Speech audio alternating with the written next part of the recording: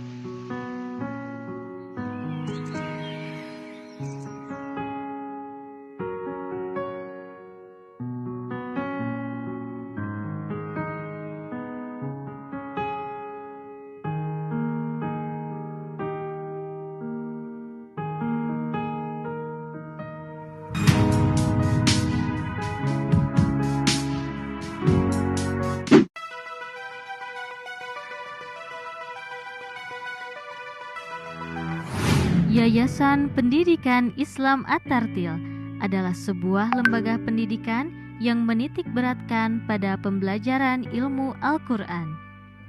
At-Tartil berlokasi di kota kecil di wilayah Jawa Barat, tepatnya di kota Sukabumi. At-Tartil mulai berdiri pada tahun 1996 yang didirikan oleh Ustadz Irfan Abu Hawariyah almarhum. At-Tartil berkiprah di dunia pendidikan Quran sudah 25 tahun lamanya, mencetak ribuan alumni dari berbagai kalangan dan usia. Yayasan Pendidikan Islam At-Tartil adalah wadah untuk menciptakan generasi-generasi pencinta Al-Quran. Berawal dari satu lembaga Quran yang berlokasi di Cipelang Letik, kini At-Tartil sudah tersebar hampir di seluruh wilayah kota dan Kabupaten Sukabumi. Dan bagaimana kilas balik perjalanan YPI At-Tartil hingga usianya yang ke-25 ini? Mari kita simak bersama.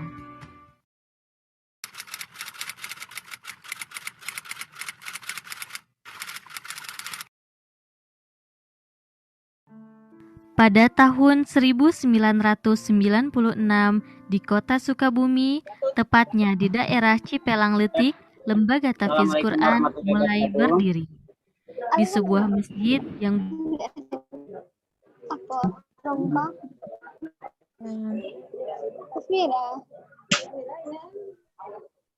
Tak ada kunci. Mereka kan tak kunci. Pulang.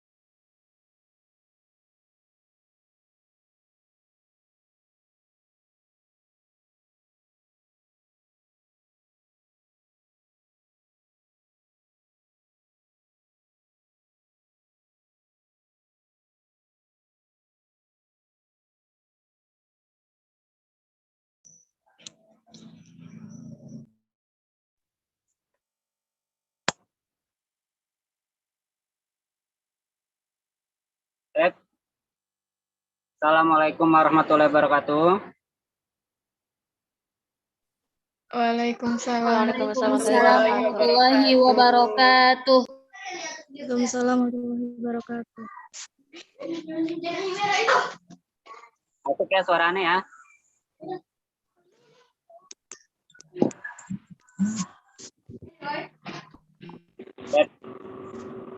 Alhamdulillahirrahmanirrahim. Wassalatu wassalamu ala asyrofil anbiya'i wal mursalin wa ala alihi wa sahbihi ajma'in amma ba'du. Raditu billahi rabba wa bil islami dina wa bi Muhammadin nabiyya wa rasulah. Alhamdulillah, puji syukur kepada Allah SWT yang senantiasa memberikan kita kesempatan gitu ya, sehingga kita bisa berkumpul kembali di agenda kajian kedua kita, yaitu kajian Qadimul Quran yang bertemakan The Secret of Hafiz ya. Insya Allah pembicara kali ini itu benar-benar seorang hafiz gitu ya, bahkan beliau mendapatkan sanad langsung gitu ya, seperti itu. Namanya adalah Ustadz Hanzola. Salat serta salam tidak lupa tercurahkan pula kepada junjungan kita Nabi besar Muhammad SAW. Semoga tercurahkan pula kepada keluarganya, sahabatnya, kita umatnya sampai akhir zaman. Sebelum itu kita buka dulu dengan lafaz baik. Lafaz basmalah. Bismillahirrahmanirrahim. Bismillahirrahmanirrahim. Bismillahirrahmanirrahim. Alhamdulillah. Semoga membawa keberkahan untuk kajian kita ya, gitu. Teman-teman siapkan ini ya, pulpennya, catatannya gitu ya. Nanti untuk di akhir acara akan ada sesi tanya jawab gitu. Jadi sesi tanya jawab ini dari pembicara request untuk ketik di komentar gitu ya, ataupun ketik di kolom chat Zoom. Nanti saya akan bacakan dan akan dijawab oleh pembicara itu sendiri gitu ya. Karena beliau nggak mau berinteraksi langsung bertanya gitu. Jadi langsung aja lewat chat kalau misalnya ada pertanyaan. Apa aja sih rahasia-rahasianya, apa aja sih yang perlu kita ketahui dari seorang hafiz itu seperti apa, nanti akan dijelaskan oleh beliau. Beliau itu anak kasih tahu lagi, namanya Ustadz Hanzola. Beliau alumni dari Atartil juga, yang hari ini kita kerjasama bersama Atartil untuk live streaming gitu ya di YouTube gitu. Beliau menjadi lulusan terbaik juga gitu ya di SPQ ataupun di Atartil. Insya Allah beliau sudah 30 juz. Setelah dari 30 juz tasmi, beliau langsung ambil sanad, bacaan tajwid dan sanad hafalan yang sampai ke Rasulullah gitu. Bagaimana sih tipsnya, bagaimana sih rahasianya yang beliau lakukan selama ini hingga akhir ini beliau masih bersama kita ya, mau menemani kita gitu. Yang kita hari ini hafalannya belum masuk apa-apanya beliau gitu. Mungkin beliau kayaknya sudah datang gitu ya. Ustadz Hanzola, apakah sudah siap? Insyaallah, Ustaz. Sudah ya? Bisa. Insyaallah. Nah, Masya Allah. Ini beliau ya. Beliau umurnya termasuk muda ya. Termasuk sangat muda. Beliau tuh umurnya 20 ya? 20 tahun ya, Ustaz? 20 tahun. Ya 20 tahun tapi sudah mendapatkan sanad seperti itu. Barakallahu fiik. Dan kita yang hari ini masih sama beliau gitu, ataupun lebih tua ataupun lebih muda, kita harus sama nih semangatnya gitu. Beliau aja bisa, kita juga harus bisa.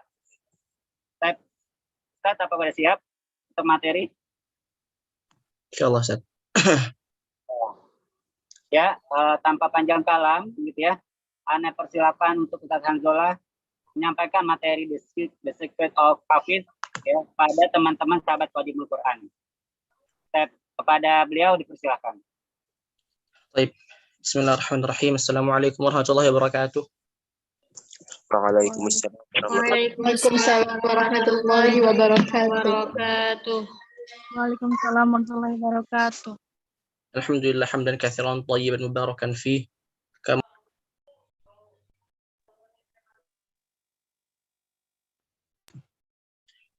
Alhamdulillah hamdan katsiran thayyiban mubarakan fih kama yuhibbu rabbuna wa yardah.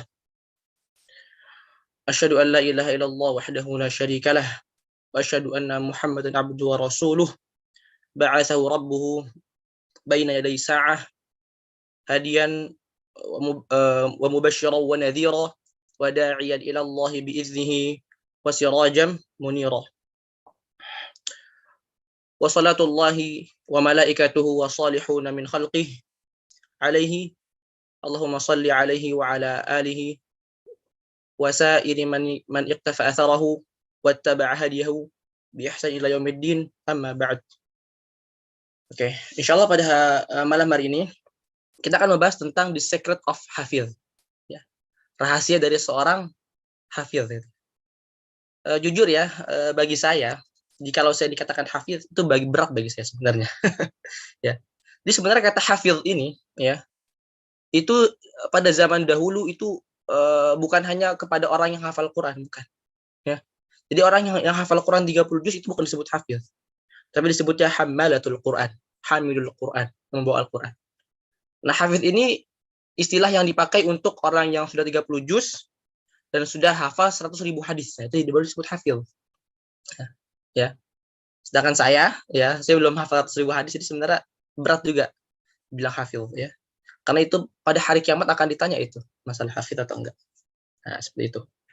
Baik, pada malam hari ini kita akan membahas tentang pengalaman saya aja, ya. Pengalaman saya bagaimana kita bisa menghafal Al-Quran, ya, dengan baik. Yang dimana sebenarnya saya bisa menghafal Al-Quran bukan karena kemampuan saya. Demi Allah, bukan karena kemampuan saya. Tapi ini semua karena berkat karunia Allah Subhanahu wa taala. Itu penting. Sebelum kita membahas sebagai rahasia sukses dalam menghafal Al-Quran, kita mulai dulu dengan muqaddimah. Allah Ta'ala berfirman, Inna hadzal Qur'ana yahdi lillati hiya aqwam wa yubashshirul mu'minin. Sesungguhnya Al-Quran ini Allah jadikan sebagai petunjuk bagi sebuah kaum dan juga sebagai kabar gembira bagi orang-orang beriman. Ya. Sekarang kita mulai dulu dari Al-Quran, ya. Sebelum kita mulai, mungkin pertanyaannya satu. Apa itu Al-Quran? Nah, jadi sebelum kita menghafal Al-Quran, ini yang terpenting. Ya. Mengetahui dulu apa itu Al-Quran. Boleh jadi. Kenapa kita sulit untuk menghafal Al-Quran? Karena kita nggak tahu apa itu Al-Quran. Jika ditanya apa itu Al-Quran, kita nggak tahu. Ya. Bingung jawabnya apa. Ya. Makanya ini penting untuk meresapi ulang. Apa yang kita hafalkan, apa yang kita baca selama ini. Nah, salah satu rahasia sukses menghafal itu paham betul apa yang kita hafal. Nah, jadi mungkin ketika ditanya tentang Al-Quran, yang di benak kita mungkin adalah mushaf 30 juz yang ditulis dengan huruf Arab. Atau mungkin ada yang terbenak kalamullah, firman Allah. Ya, mungkin istilah-istilah seperti ini benar, nggak ada yang salah. Namun saya mengajak ulang teman-teman sekalian, kita maknai ulang dengan detail. Kita resapi, kita tadaburi, kita hayati dengan sepenuh hati apa itu Al-Quran. Kenapa kita harus membacanya? Kenapa kita harus menghafalnya? Kenapa kita harus mentadaburinya? Kenapa kita harus mengamalkannya? Nah, itu penting.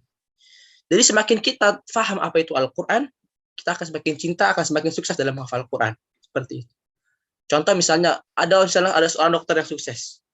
Pasti kenapa dia bisa sukses menjadi dokter? Karena dia paham betul tentang ilmu kedokteran. Ada yang sukses menjadi pengacara. Berarti dia paham betul apa itu masalah-masalah hukum. Begitu juga dengan menghafal Al-Quran.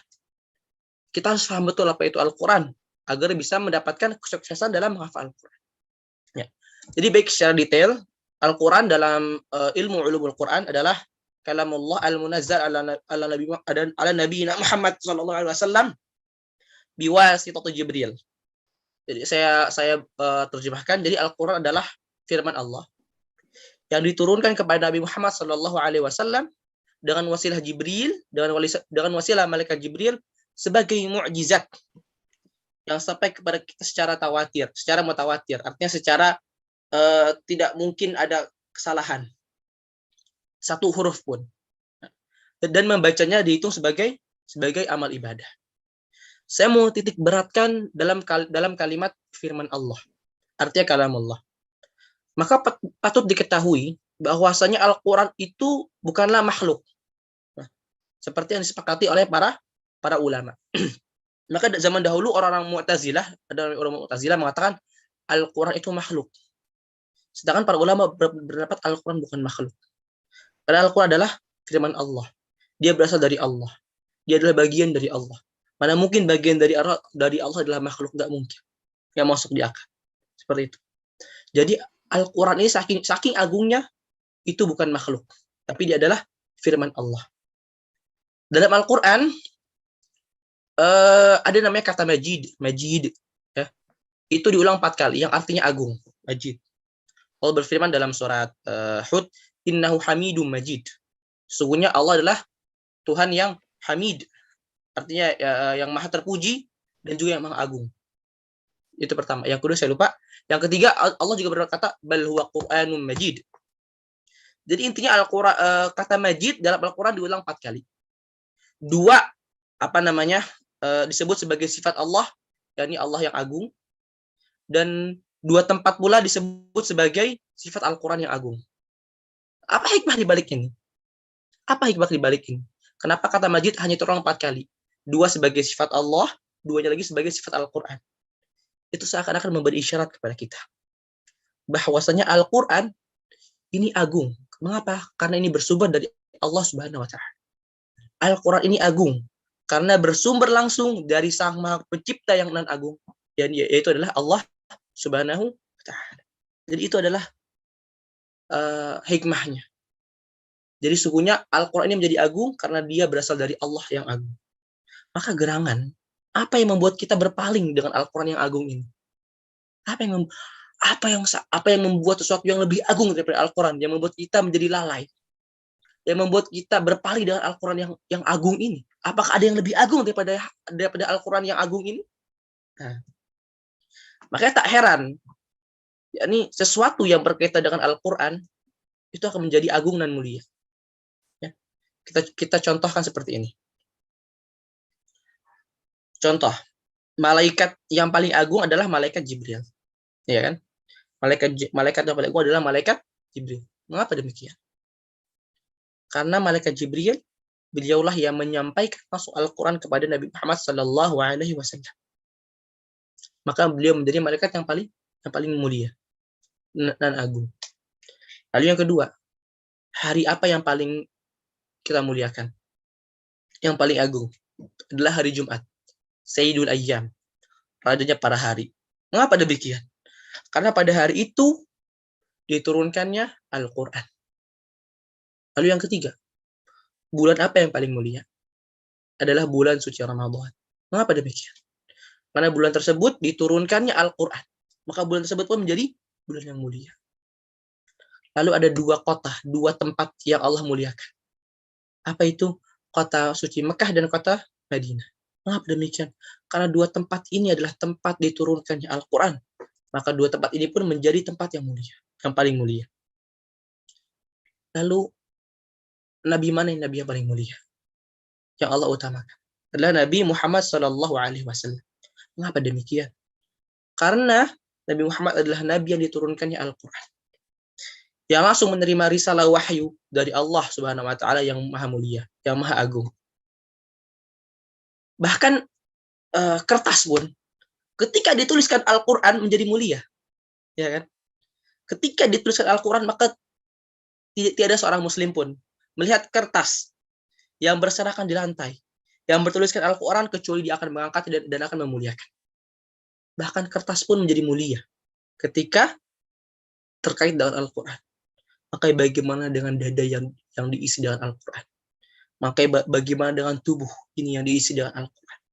Maka akan menjadi hal yang paling mulia. Maka Rasulullah SAW pernah bersabda, khairukum man ta'allama al-Qur'ana wa 'allama. Ya, sebaik-baik dari kalian adalah yang belajar Al-Quran dan yang mengajarkannya. Maka tak heran. Dan patut kita ketahui bahwa sungguhnya umat Nabi Muhammad SAW adalah umat terbaik. Kata Allah dalam surat Al-Imran, kuntum khayra ummah. Sungguh kalian adalah sebaik-baiknya umat. Dan di antara sebaik-baik umat ini ada lagi yang terbaik. Itu adalah siapa? Yang mempelajari Al-Quran dan yang mengajarkan. Jadi Masya Allah, kita sekarang sedang belajar Al-Quran, sedang mengajarkan, sedang mempelajarinya. Kita termasuk adalah orang-orang yang terbaik dari yang terbaik. Masya Allah, kan? Nah, maka tak ada sesuatu yang paling mulia, dan agung kecuali Al-Quran. Lalu saya mau titik beratkan lagi bahwa sungguhnya Al-Quran ini adalah firman Allah. Lalu sebagai mukjizat. Al-Quran adalah sebagai sebagai mukjizat. Kata mukjizat itu dari bahasa Arab yang artinya a'jaza, yu'jizu, i'jazan, wa mu'jizat. Nah, itu artinya. Artinya melemahkan. Ya. Artinya apa? Maksudnya apa melemahkan? Maksudnya yakni adalah melemahkan orang-orang ya, untuk bisa menirunya. Meniru demikian. Jadi ketika melihat sebuah mukjizat, orang ini lemah. Ya. Artinya tidak mampu untuk meniru hal demikian. Nah, itu maksud dari kata mukjizat. Nah, salah satu contohnya ialah mukjizat Nabi Musa alaihissalam. Ketika mengubah tongkat menjadi ular dan membuat para penyihir Firaun tidak ada yang bisa menandingi, tidak ada yang bisa menirunya. Hingga akhirnya kata Allah Subhanahu wa taala, fa ulqiyas saharatu sajidin. Artinya para penyihir pun sujud beriman kepada Allah. Katanya, qala amantu bi rabbil alamin rabbi Musa wa Harun dalam Al-Qur'an. Sesungguhnya ketika ditanya bahwa sesungguhnya Tuhan kami adalah Tuhan alam semesta. Itu adalah Tuhannya Nabi Musa dan Tuhannya Harun. Maka ketika melihat mukjizatnya Nabi Musa alaihissalam, maka para penyihir ini pun takjub, tak berdaya, merasa dirinya lemah. Maka seketika itu pun tunduk khusyuk beriman kepada Allah Subhanahu wa taala. Begitu juga dengan mukjizat yang lain. Seperti mukjizat Nabi Isa alaihissalam menyembuhkan orang yang buta, menyembuhkan orang yang penyakit kusta. Maka berbeda dengan Al-Qur'an.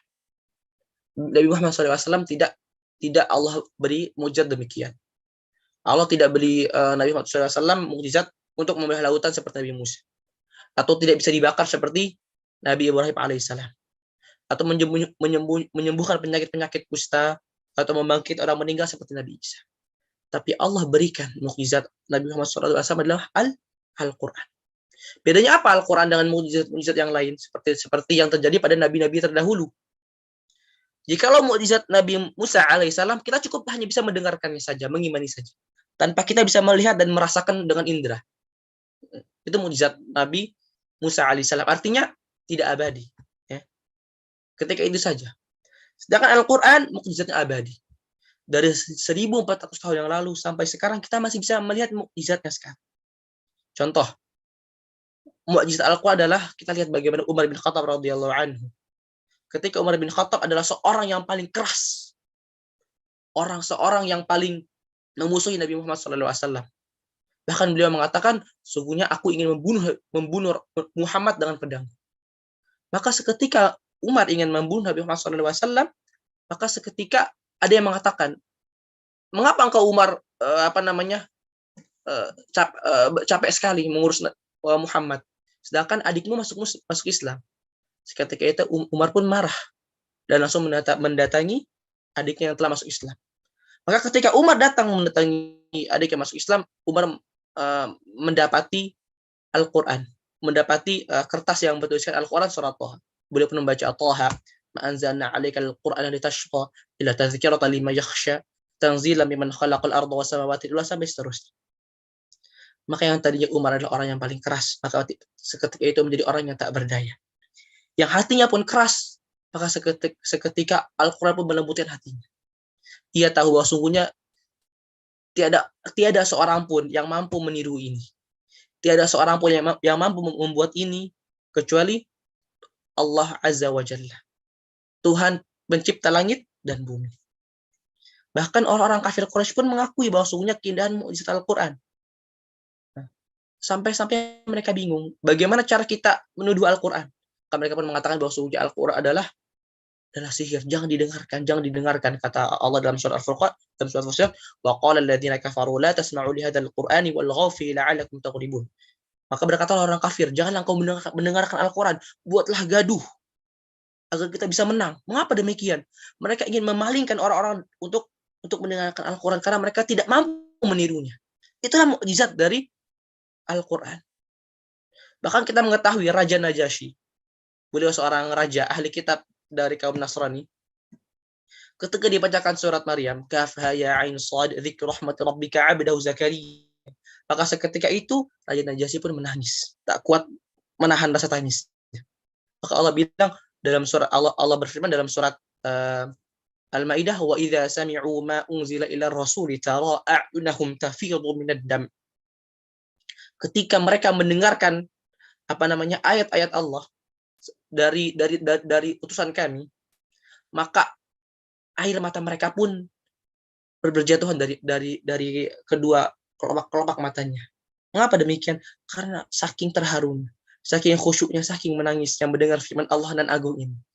Bahwasanya ia beriman bahwasanya firman ini adalah firman Allah yang nan agung. Yang tak ada seorang pun dari makhluknya bisa menyamainya. Bahkan bangsa jin pun ikut terpukau ketika mendengarkan Al-Quran.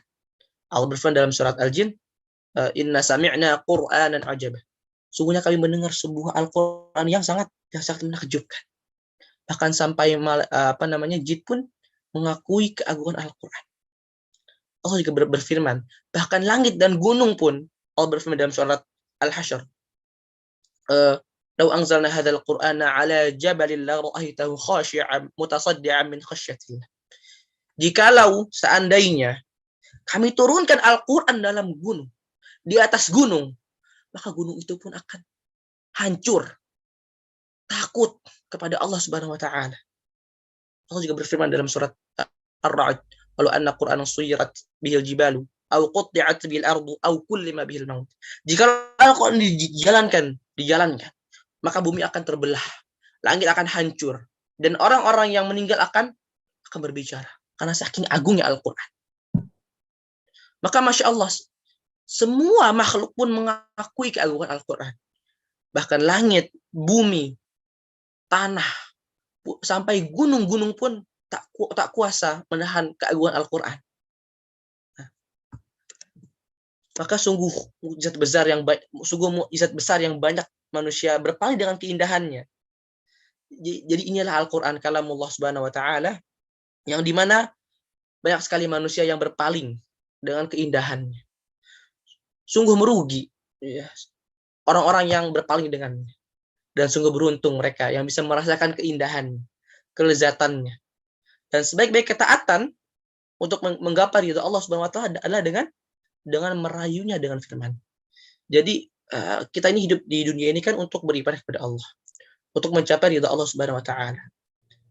Dan apakah ada yang lebih indah untuk menggapai ridha Allah Subhanahu wa taala kecuali dengan merayunya dengan firman. Nah, jadi salah satu rahasia penghafal Al-Quran adalah apa? Ia harus tahu bagaimana kita bisa memupuk rasa cinta dan rasa rindu kepada Al-Quran.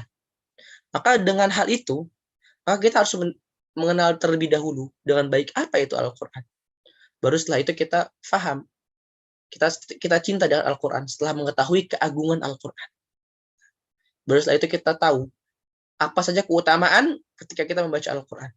Seperti bahwasanya ia akan menjadi syafaat pada hari kiamat. Serta penghafalnya bisa memakaikan orang tuanya jubah dan mahkota kemuliaan.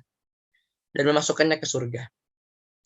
Dan membaca satu hurufnya sampai dengan 10 kebaikan. Yang bisa Allah lipat gandakan lagi sesuai kehendaknya. Dan Al-Quran adalah penenang jiwa kita.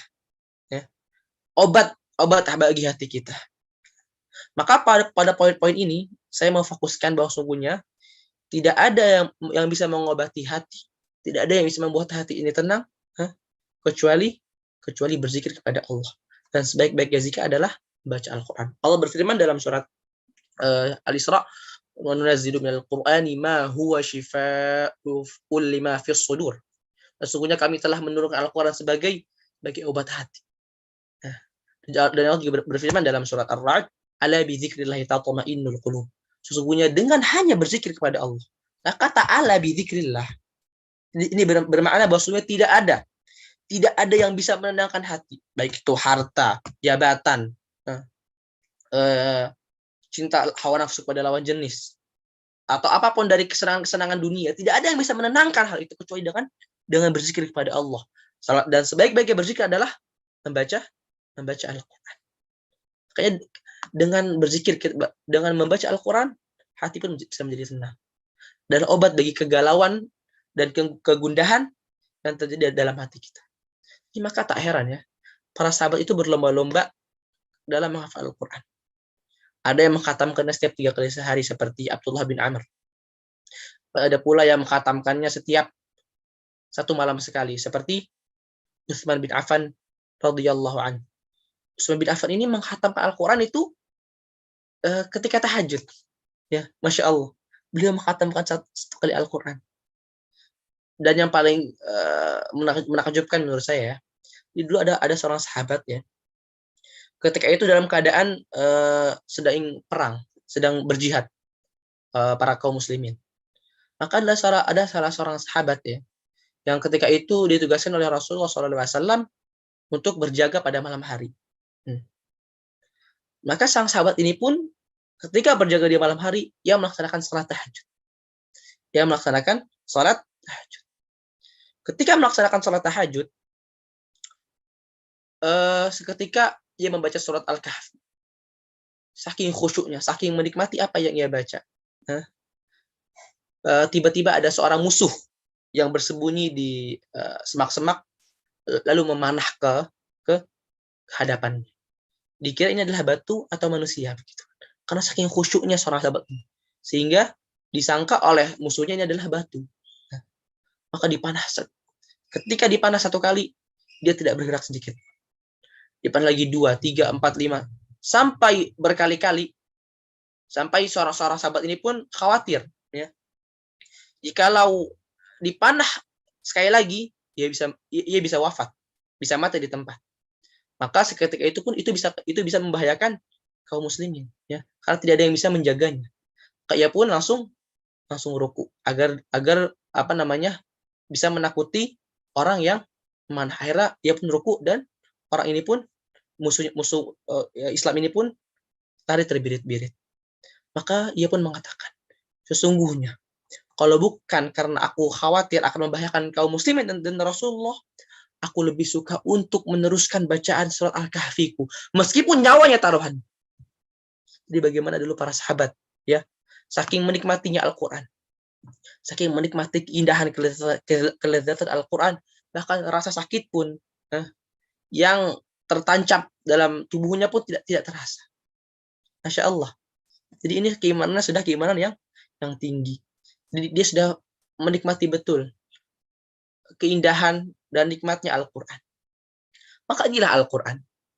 Ia penenang hidup kita, ya, penyejuk kegalauan kita, penyembuh kesedihan kita, penerang kegembiraan kita. Kita dalam Al-Quran kita memang tidak bisa mengubah satu huruf pun darinya. Maka dahulu pada kekhilafan Habasyiyah, ya, ada seorang khalifah bernama Harun al-Rashid. Khalifah ini Khalifah Ma'mun. Khalifah Ma'mun ini mempunyai seorang penulis yang mahir menulis khat, dan dia adalah seorang Yahudi. Maka Khalifah Ma'mun ini pun menawarkan Islam. Jika engkau masuk Islam, engkau akan kunaikan jabatannya. Jika engkau masuk Islam, engkau beri harta. Akan tetapi orang Yahudi ini tetap kepada keimanannya dan enggan. Bahkan Khalifah Ma'mun pun terus memaksanya, hingga orang Yahudi ini pun tak nyaman dan akhirnya melarikan diri keluar dan tidak ingin bekerja lagi di istana kekhalifahan.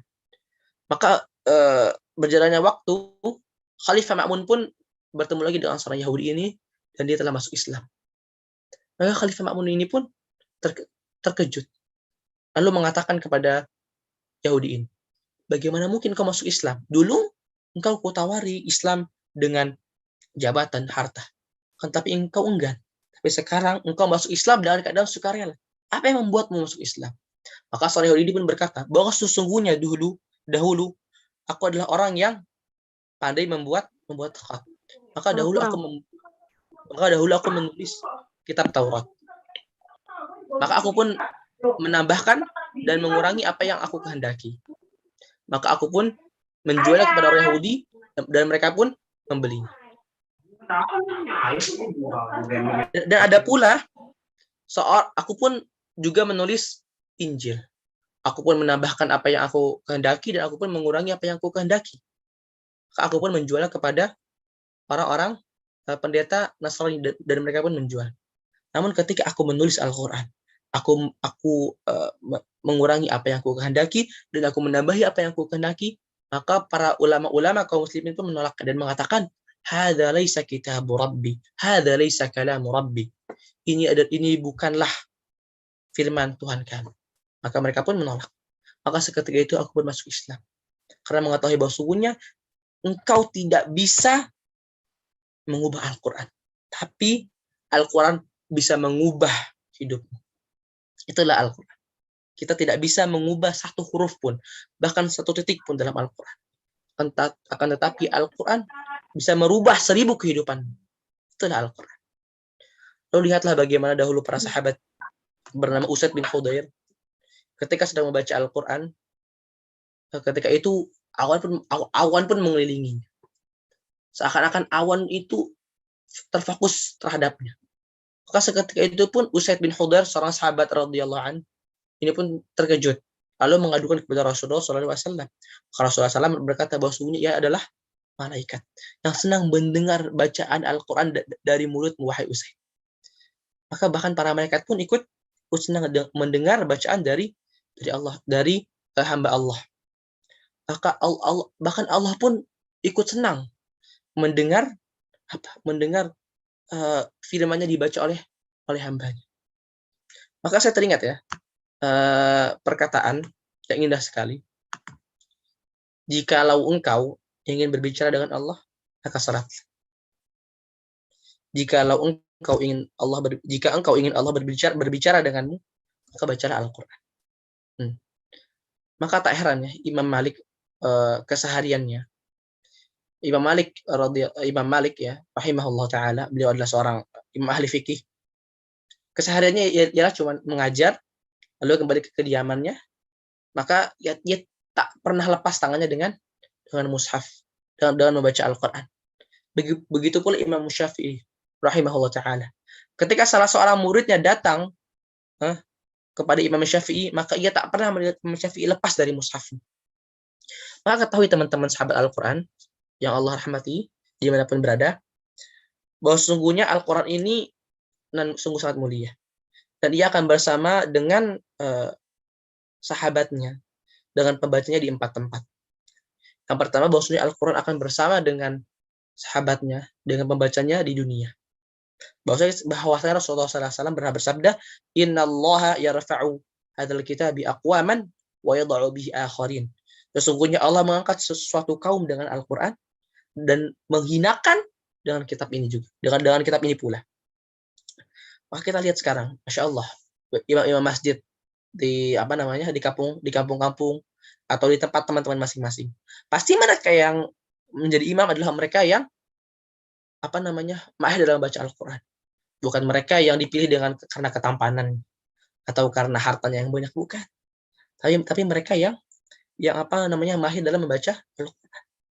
Nah, sekarang kita juga bisa lihat ya, banyak sekali sekarang para penghafal Quran Allah muliakan. Banyak sekali para penghafal Quran mudah sekali hidupnya, mendapatkan beasiswa di mana-mana, ya kan.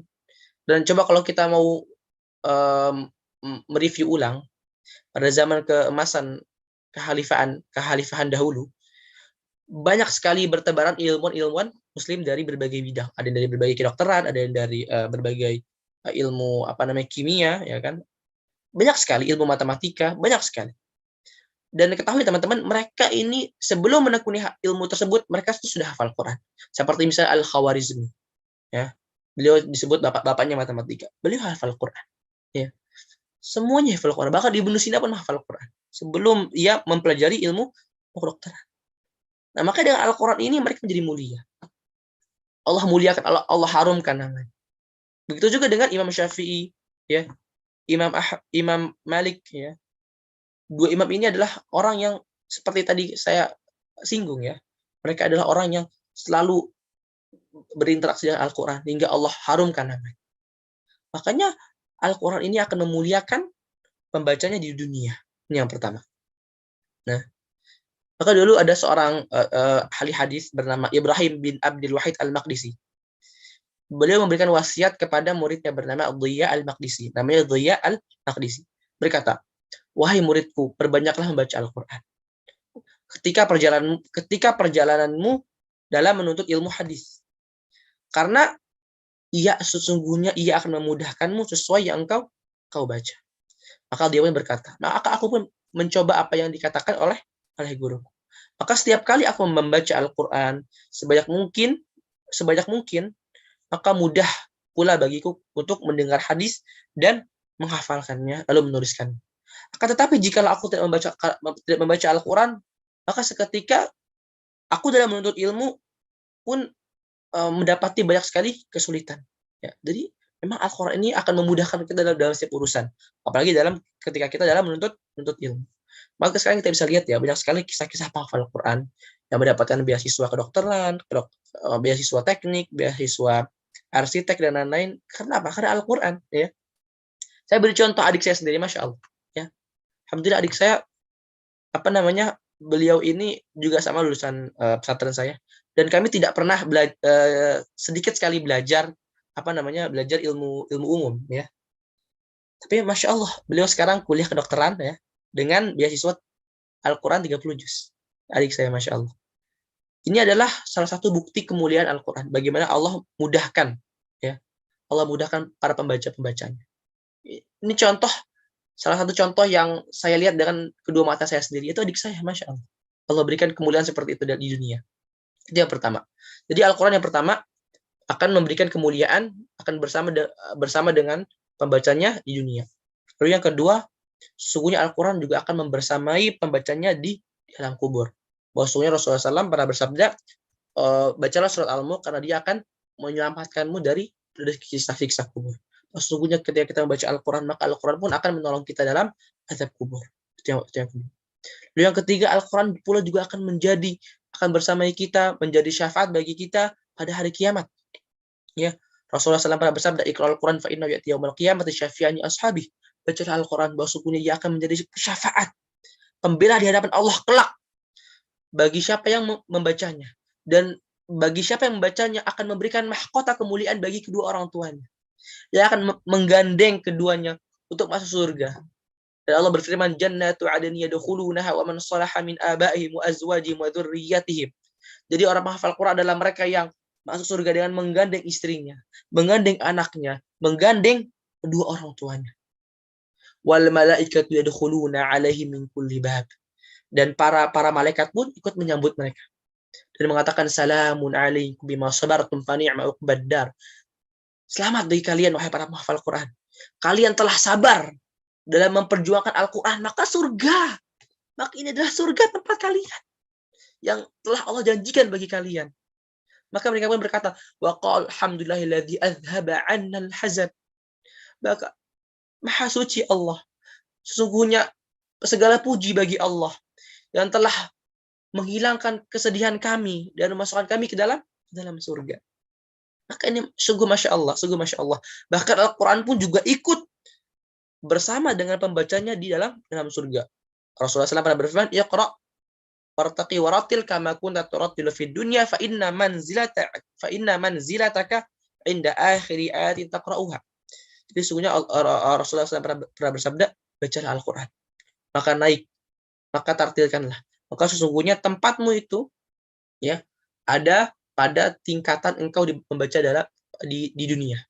Jadi semakin kita banyak menghafal Al-Quran, maka semakin besar pula, semakin tinggi pula derajat kita di surga. Maka para penghafal Al-Quran sudah menghafal 30 juz ya. Insya Allah mereka akan berada di surga Firdaus paling tinggi. Seperti dalam hadis tersebut. Ya, Al-Quran pun akan bersama pembacanya di dunia, di alam kubur, di hari akhirat, bahkan dalam surga pun Al-Quran pun masih membersamai dengan para pembaca dan para sahabat. Dan saya memberikan sebuah kisah teman-teman sekalian, yang kisah ini menurut saya kisah yang sangat menakjubkan ya. Jadi intinya ini adalah Al-Quran ini tidak akan pernah mengkhianati sahabatnya. Jadi pada dahulu kala ada seorang yang terkenal kesolihannya. Dia membaca Al-Quran ini setiap 3 kali khatam.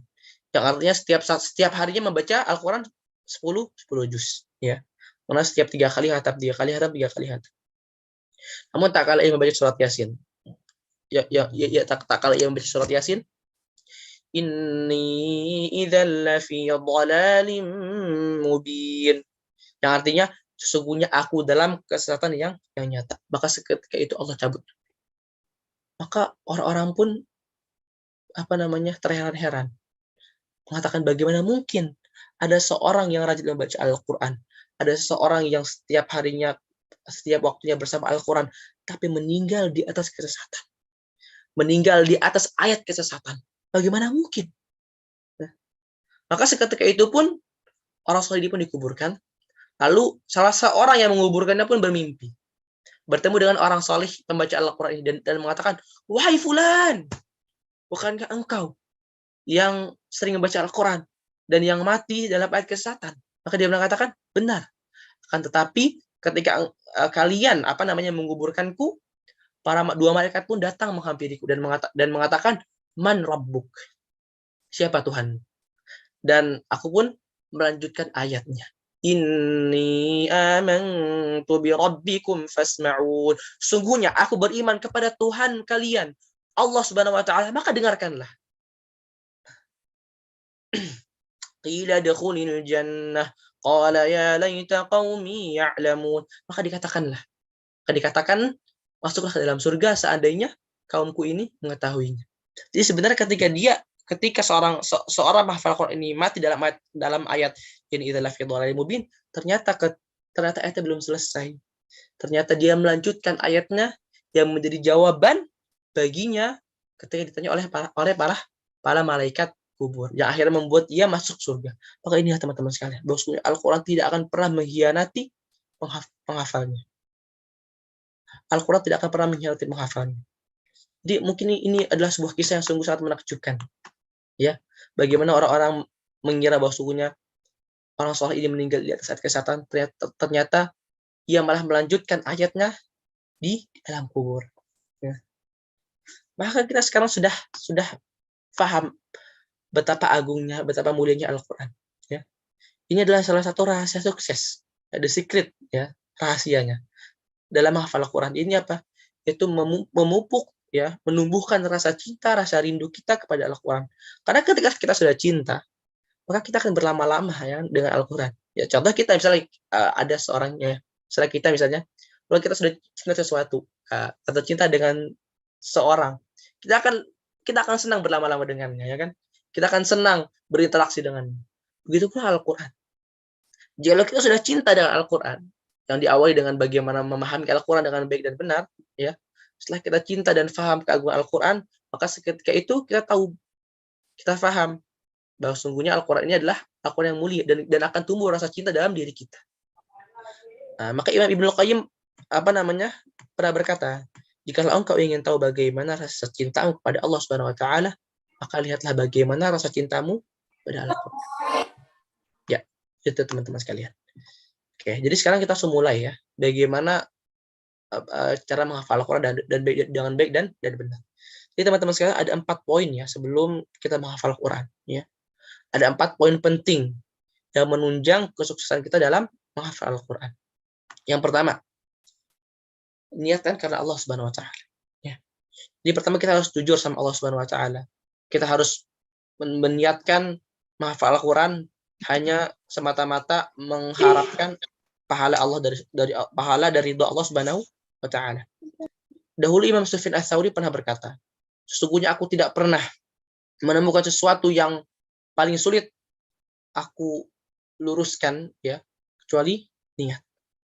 Ya, begitu kata Imam Sufyan Ats-Tsauri.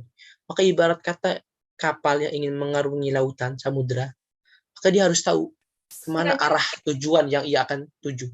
Begitu juga dengan Al-Quran, dengan menghafal Al-Quran. Kita harus tahu kemana tujuan kita dalam mengarungi perjalanan menghafal Al-Quran. Nah, maka banyak dari kita ya yang meniatkan menghafal Al-Quran hanya untuk kesenangan tujuan-tujuan dunia yang fun. Ada yang hanya ingin menghafal Al-Quran untuk mendapatkan harta, untuk mendapatkan ke harta dunia yang hina. Ada bahkan yang ingin mendapatkan pendidikan misalnya. Naudzubillah min dzalik, ya. Ada yang mengatakan, "Oh, saya menghafal Al-Quran karena pengen mendapatkan beasiswa." Ini termasuk niat yang salah. Ada yang bahkan naudzubillah min dzalik, ada yang menghafal Al-Quran karena ingin mendapatkan hafizah. Ya, atau ada mendapatkan para hafiz. Ini kemarin sudah disinggung ya kemarin ya di pertemuan sebelumnya. Bagaimana menghafal Al-Quran jatuh cinta, ya. Nah, lalu ada pula yang ingin menghafal Al-Quran karena ingin jabatan atau karena ingin disebut qari, banyak sekali ya. Atau bahkan menurut saya ya, ketika saya ingin menghafal Al-Quran karena ingin membahagiakan orang tua, menurut saya ini kurang tepat juga ya. Jadi tujuan kita ini harus karena Allah Subhanahu wa taala. Karena contoh misalnya kita menghafal Al-Quran karena ingin mendapatkan beasiswa contohnya. Setelah kita menghafal Al-Quran, Masya Allah hafal Al-Quran, lalu dapat beasiswa. Setelah dapat beasiswa, apakah bisa menjamin dia akan terus menghafal Al-Quran? Toh tujuannya sudah tercapai kok, ya kan? Ya kan? Atau misalnya setelah menghafal Al-Quran ternyata ia tidak mendapatkan beasiswa, apakah setelah itu dia akan terus membaca Al-Quran? Enggak. Atau misalnya yang tadi menghafal Al-Quran karena ingin membahagiakan orang tua.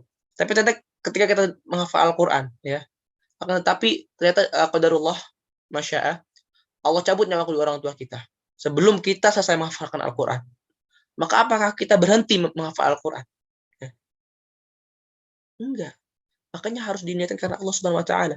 Karena jikalau tujuan selain Allah, maka semuanya akan hilang, akan sirna. Termasuk orang tua kita. Jika kita niatkan tujuan hanya untuk sampai situ, maka itu akan hilang sirna. Maka begitu pula perjuangan kita dalam menghafal Al-Quran pun akan sirna. Tetapi jika niat kita karena Allah, maka Allah tidak akan pernah sirna. Allah tidak akan pernah binasa. Allah berfirman, "Kullu min 'alaiha fan wa yabqa wajhu rabbika dzil jalali wal ikram."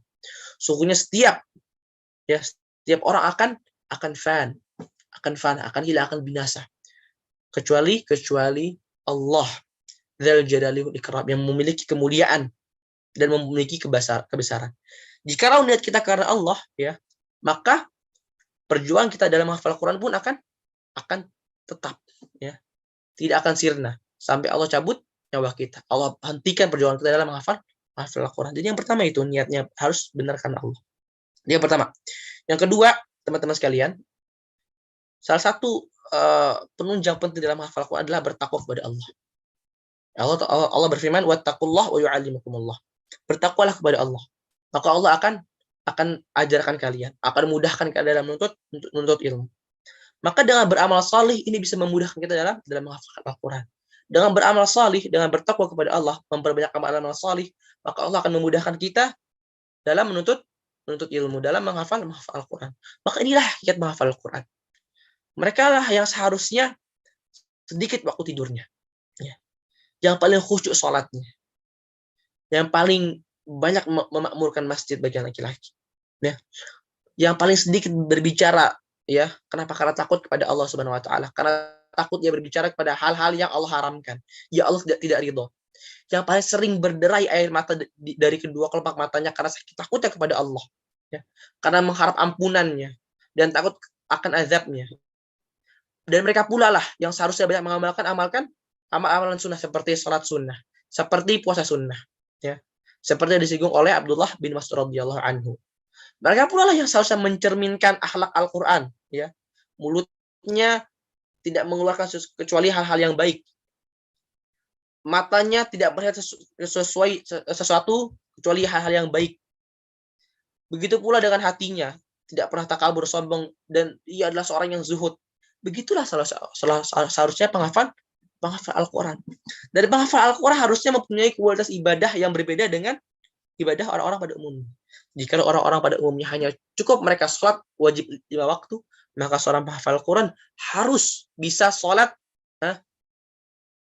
sunnah rawatib. Jika seorang awam biasa tidak melaksanakan sholat tahajud, maka penghafal Al-Quran harus bangun pada malam hari untuk melaksanakan sholat tahajud. Jikalau seorang orang awam biasa tidak puasa sunnah, maka seorang penghafal Al-Quran harus berpuasa sunnah, ya. Karena penghafal Al-Quran mempunyai kualitas ibadah yang berbeda dengan orang-orang pada umumnya. Maka ini salah satu yang menunjang kesuksesan dalam menghafal Al-Quran adalah dengan bertakwa kepada Allah. Lalu yang ketiga, ini menjauhi maksiat, ya. Menjauhi maksiat. Karena Al-Quran adalah cahaya yang dimana tidak akan mungkin bersatu dengan kegelapan maksiat. Maka dahulu Imam Syafi'i pernah tak sengaja, ya, ini nggak sengaja, ngelihat betis seorang perempuan yang roknya tersingkap. Seketika itu pun Imam Syafi'i pun banyak melupakan ilmu-ilmu yang telah ia hafal. ia pun mengadu kepada Waqi. Ia pun mengadu kepada Waqi, gurunya, dan mengatakan, apa yang membuatku sulit dalam menghafal, wahai guruku? Maka Imam Waqi pun berkata kepada Imam Syafi'i, mungkin ini karena engkau telah bermaksiat kepada Allah Subhanahu wa taala. Maka seketika itu pun Imam Syafi'i pun bertaubat dan beristighfar, maka seketika itu hafalannya pun mudah dan lancar kembali. Ya. Kita memang tahu teman-teman sekalian, kita adalah manusia ya. Begitu juga dengan penghafal Al-Qur'an. Kita nggak akan pernah lepas dari yang namanya dosa. Ya. Begitu juga bahkan penghafal Al-Qur'an sedikit, bahkan penghafal Al-Qur'an. Mereka pun juga akan jatuh dalam maksiat ya. Tapi seorang penghafal Al-Qur'an adalah orang yang bertakwa kepada Allah. Dan orang yang bertakwa kepada Allah adalah ketika ia jatuh ke dalam kemaksiatan, maka seketika itu pula ia bertaubat kepada Allah. Ya, kullu bani adam khata'in wa kullu khata'in tawwabin. Wa kullu khata'in tawwabin. Sungguhnya bani Adam adalah mereka yang selalu melaksanakan, yang selalu berbuat dosa, jatuh ke dalam dosa. Tetapi sebaik-baik mereka adalah yang bertaubat kepada Allah. Jadi seorang penghafal Quran adalah mereka yang senantiasa membersihkan hati dengan istighfar. Maka sudah sepatutnya bagi penghafal Quran membersihkan hatinya dengan meminta ampun kepada Allah, ya, agar mudah menghafal kitab Allah, agar mudah menghafal Al-Qur'anul Karim dengan istighfar, teman-teman sekalian. Maka seharusnya penghafal Quran adalah mereka yang sering berderai air mata, mengharap ampunan Tuhannya. Maka ini adalah salah satu poin penting ya dalam menunjang kesuksesan dalam menghafal Quran adalah menjauhi maksiat dan memperbanyak istighfar. Dan yang terakhir adalah dengan banyak berdoa kepada Allah Subhanahu wa taala. Ini penting sekali. Dan ini adalah menurut saya ini adalah salah satu yang membuat kesuksesan dalam menghafal Quran, dan ini berdasarkan pengalaman saya. Jadi seorang penghafal Quran adalah mereka yang selalu berdoa kepada Allah Subhanahu wa taala. Ya. Jadi kadang kita lupa. Terkadang kita terlalu menyadarkan terhadap kemampuan kita sampai lupa bahwa sungguhnya Allah lah sebenarnya yang berkuasa untuk mengumpulkan Al-Quran dalam lidah kita. Allah berfirman, Inna alaina jam'a wa Qur'ana. Sungguhnya kamilah yang mengumpulkan Al-Quran dalam lidah kalian. Allah juga berfirman, wala in syi'na lanadhhabanna billadzi auhayna ilaik. Jikalau kami berkehendaki, maka kami akan menghilangkan apa-apa yang kami wahyukan kepadamu, wahai Muhammad. Jadi Allah Subhanahu wa taala, Allah lah yang maha kuasa membuat kita hafal Quran, dan Allah kuasa pula untuk menghilangkan Al-Quran dalam dada kita. Na'udzubillah min dzalik, na'udzubillah. Jadi adalah berdoa kepada Allah Subhanahu wa taala. Kita harus tahu doa-doa apa yang mustajab, ya, waktunya, tempat-tempatnya, ya kan, keadaan-keadaannya. Kita tahu bahwa doa yang mustajab adalah doa ketika sepertiga malam. Doa di antara salat, di antara azan dan iqamat dan azan. Ya, dan doanya orang-orang yang berpuasa, doa ketika hujan. Ini adalah doa-doa yang Allah ijabah. Maka itu teman-teman sekalian. Maka dulu saya pernah sekali ya menghafal Al-Quran itu pernah merasakan yang namanya sulit menghafal. Kenapa kok ketika menghafal kok sulit sekali nggak hafal-hafal gitu ya. Akhirnya saya pun berdoa kepada Allah. Sampai tak terasa air mata ini pun jatuh ya. Saya merengek sama Allah. Jadi kita penghafal adalah seharusnya yang sering merengek kepada Allah. Sering mengeluh kepada Allah ya. Mengadu kepada Allah ya. Meminta kepada Allah agar Allah mudahkan kita dalam menghafal Al-Quran. Allah jadikan kita sebagai ahlul Quran. Ya.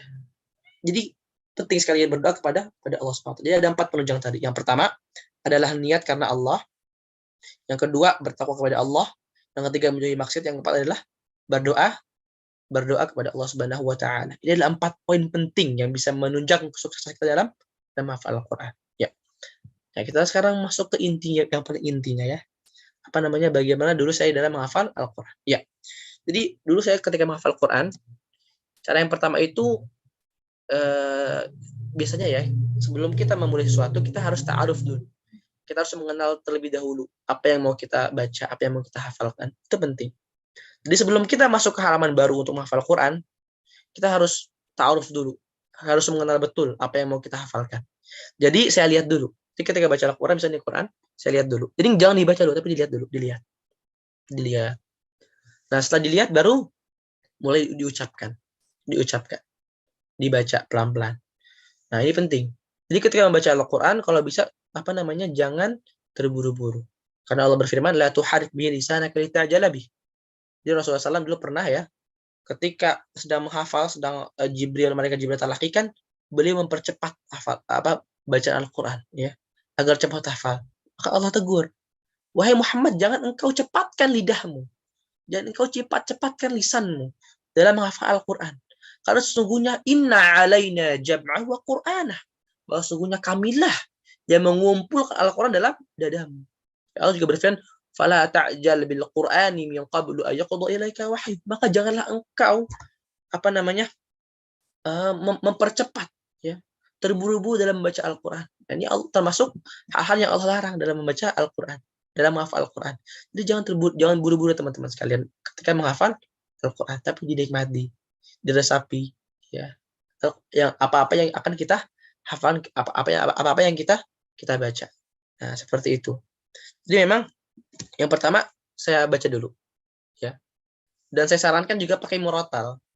Jadi indera pendengaran pun ikut bekerja. Jadi ketika kita membaca Al-Quran, ya, kita tak akan mungkin atau mengurangi kemungkinan untuk melakukan kesalahan ketika membaca Al-Quran dengan mendengar murotal. Seperti itu. Seperti halnya malaikat Jibril mendengarkan bacaannya kepada Nabi Muhammad SAW. Maka seharusnya ini seorang guru harus mendengarkan bacaannya terlebih dahulu kepada muridnya. Lalu muridnya pun ikut membacakannya. Seharusnya metode yang terbaik adalah metode seperti itu, ya. Tetapi jika memang keadaannya tidak memungkinkan, bisa pakai murotal. Jadi murotal didengar, kita dengarkan, lalu kita baca, seperti itu. Lalu setelah kita baca, baru kita ulang-ulang. Jadi intinya menghafal itu adalah mengulang, ya. Jadi nggak perlu menghafal itu harus begini-begini, enggak. Intinya mengulang, ya. Maka Imam Bukhari pernah ditanya bagaimana rahasia, ya, ketika menghafal, beliau mengatakan kathratu tikror. Jadi apa? Banyak mengulang. Intinya menghafal adalah murajaah, ya. Jadi menghafal intinya adalah murajaah. Jadi ketika kita menghafal nanti kita ulang lagi, kita murajaah lagi untuk menguatkan hafal. Intinya sebenarnya teman-teman sekalian. Jadi kita hafal, kita murajaah. Jadi kita ulang. Intinya diulang. Dan poin penting juga dalam menghafal Quran adalah dengan memahami maknanya. Itu penting. Makanya dulu saya menghafal Quran dengan Quran per kata. Jadi saya pahami maksud dari ayat yang mau saya hafal. Contoh misalnya dalam surah Al-Baqarah, dzalikal kitabul la raiba fi dzalik. Itulah Alkitab, kitab la raiba fi, yang tidak ada keraguan dalamnya. Hudan, petunjuk lil muttaqin, bagi orang-orang yang bertakwa. Jadi kita tahu dzalikal kitabul la raiba fi hudan lil muttaqin. Kita ulang. Lalu setelah itu misalnya kita lupa. Tapi kita ingat, oh ini tadi kita baca ayat tentang kitab yang tidak ada keraguan. Oh, dzalikal kitabul la raiba fi hudan lil muttaqin. Lanjut, alladzina yu'minuna bil ghaibi wa yuqimuna as-salata wa mimma razaqnahum yunfiqun. Alladzina yu'minuna bil ghaib. Mereka lah orang-orang yang beriman kepada ghaib, yuqimuna shalah, dan yang melaksanakan salat. Wa mimma razaqnahum yunfiqun, dan mereka yang berinfak dengan hartanya. Misalnya kita lupa, dzalika kita bulan raiba fihi hudal lil muttaqin, ya. Terus tapi kita ingat, oh ya, ini setelah ini ayatnya berbicara tentang apa? Tentang orang-orang yang beriman kepada hal yang gaib, alladzina yu'minuna bil ghaib. Seketika itu kita pun mengingatnya. Jadi itu penting. Ketika kita menghafal Al-Quran, kita memahami maknanya. Itu juga bisa mendukung kita dalam menghafal Al-Quran. Jadi seperti itu. Dan yang terakhir baru disetorkan. Ini yang terakhir. Jadi menghafal Al-Quran membutuhkan guru. Itu penting sekali. Kita nggak akan mungkin bisa menghafal Al-Quran tanpa guru. Nggak mungkin. Mustahil. Nggak akan mungkin bisa menghafal Al-Quran tanpa guru. Jadi maka cari guru. Offline maupun online. Ya, maka alhamdulillah sekarang Khadimul Quran pun menyiapkan tahfiz online. Kalau bisa dimanfaatkan, ya. Jadi itu yang pertama. Jadi yang pertama tadi ketika menghafal Quran dibaca dulu, dilihat dulu, baru dibaca. Saya sarankan dengan murotal agar membacanya tepat dan baik. Lalu yang ketiga diulang-ulang dan difahami maknanya. Ya, seperti itu teman-teman sekalian dalam baca Al-Quran. Yang terakhir jangan lupa juga dengan murajaah. Jadi ini banyak sekali hafal Quran yang lupa. Dengan namanya murajaah. Kita lihat banyak sekali hafal Quran 30 juz. Ya, tapi ketika dites geleng-geleng, nggak bisa. Ya, nggak bisa menjawab. Nah, maka ini sama saja seperti gali lubang tutup lubang, ya kan? Atau seperti halnya memasukkan sesuatu ke kantung yang bolong. Begitulah para penghafal Quran yang tidak ingin murajaah, karena hakikatnya Al-Quran adalah adalah murajaah. Bahkan ketika menghafal pun kita pun ikut juga murajaah sebenarnya kan. Kita hafal lalu kita ulang lagi. Murajaah kan intinya. Maka Rasulullah SAW pernah bersabda, sungguhnya Al-Quran ini adalah mudah sekali lupa, mudah sekali hilang, ya, lebih mudah lepas daripada tali unta, ya kan? Memang Al-Quran ini memang sulit sekali. Maka apa namanya ta'ahadul Quran kata Rasulullah SAW. Maka ikatlah Al-Quran dengan apa? Dengan banyak memurojaah. Jadi itu penting, murojaah itu penting dalam menghafal Al-Quran.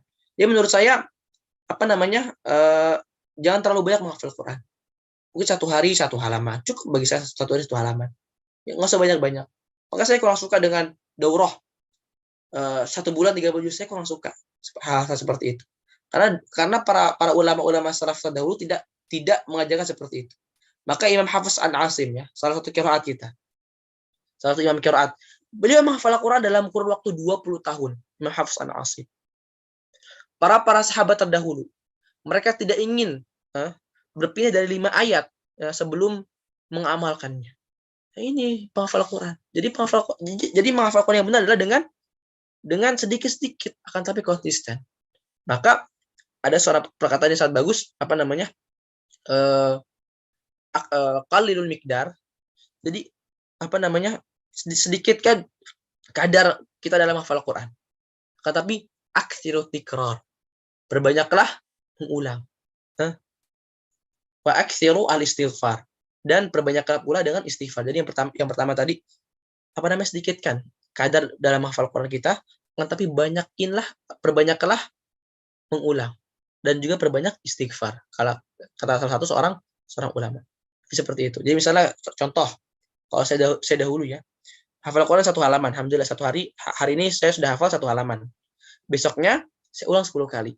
Misalnya ketika subuh. Jadi saya bagi sholat itu ada 5 waktu kan. Ya. Jadi sebelum subuh saya ulang lagi 1 halaman yang sebelumnya saya hafal. Setelah sholat subuh saya ulang lagi.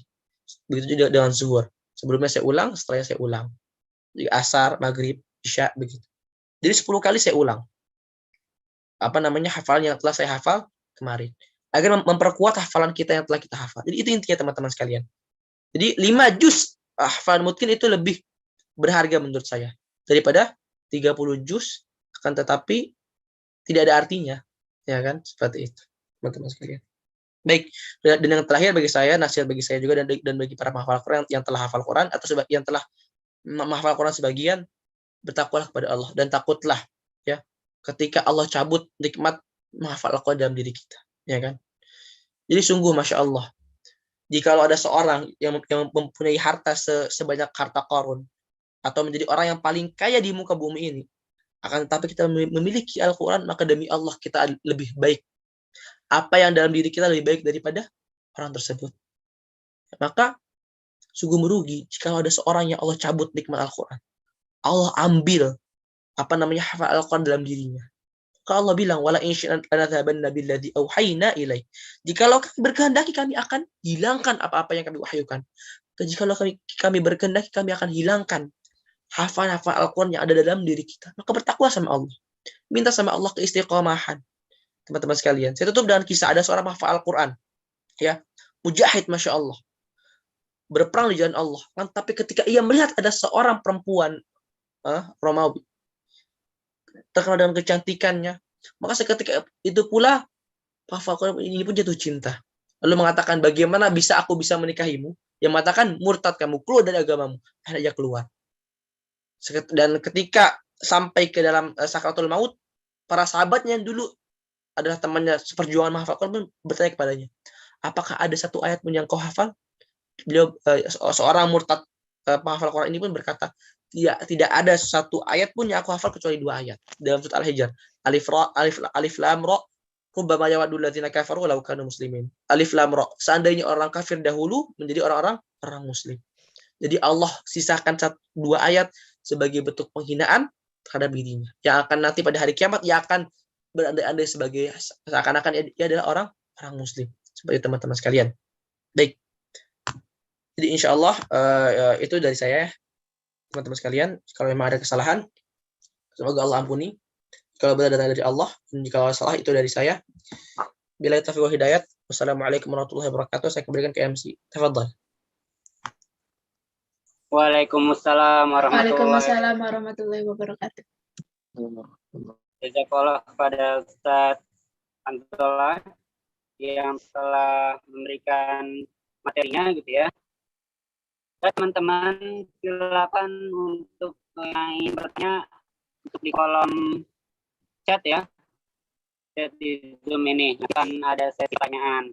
Sebelum itu mari kita kenal gitu apa itu STQ ataupun At-Tartil dan Qadimul Quran lebih lanjut gitu ya dengan tayangan video berikut seperti ini.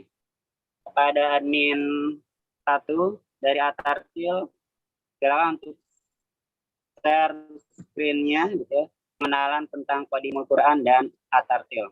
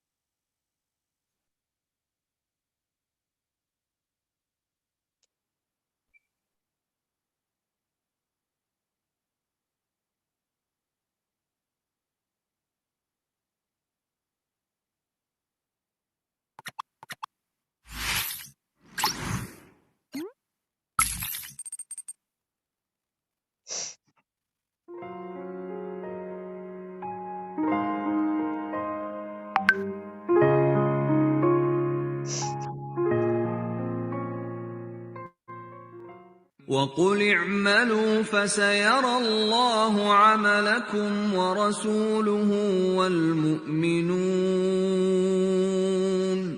وستردون إلى عالم الغيب والشهادة فينبئكم بما كنتم تعملون.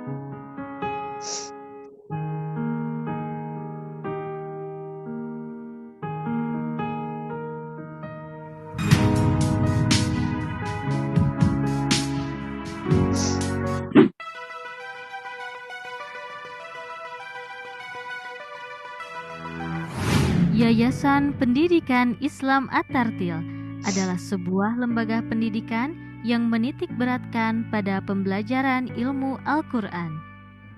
At-Tartil berlokasi di kota kecil di wilayah Jawa Barat, tepatnya di kota Sukabumi. At-Tartil mulai berdiri pada tahun 1996 yang didirikan oleh Ustadz Irfan Abu Hawariyah almarhum.